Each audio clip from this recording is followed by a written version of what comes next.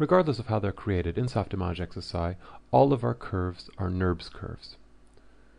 So all of them, regardless of how they look, will share the same property. So let's just have a look at what the components that make up a NURBS curve are.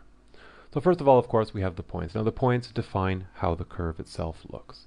These are the CVs, or control points, and they define how the flow of a curve will look. And we can select them, we can manipulate them, we can animate them with shape animation, whatever you'd like. Next, we have the knot points themselves. These are curves on, points on the curve itself that define where two so-called segments meet. We can select these and we can add them and delete them, however we cannot manipulate them directly. So if I select one and grab my widget and try to move it, it won't move. However, when drawing a curve, we can actually draw them by the knot points, and XSI will compute where the CVs need to lie in order to create that curve. Next, we have what's called a boundary, and a boundary is an edge point of that curve, i.e. the end here or the end there. Also, I've turned on the boundary flags here, and it will indicate where the 0 point of that curve is.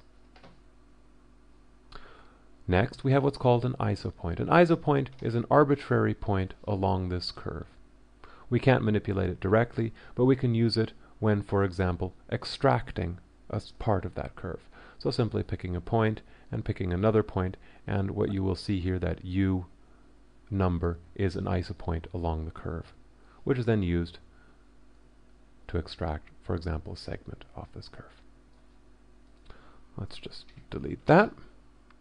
Next, we have the so-called hull, which is turned off right here. I'll just turn that on, NURBS hulls. And you'll see this blue line is the actual hull, which is the lines between the control points from which the NURBS curve itself is interpolated.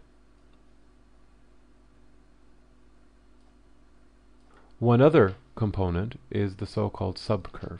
Now, what we can do is we can take several curves together into one object. When we do that, we get what's called a curve object, which consists of several independent curves combined into one object. To select each curve individually, I simply go onto Subcurve and then can work with the components at an individual level.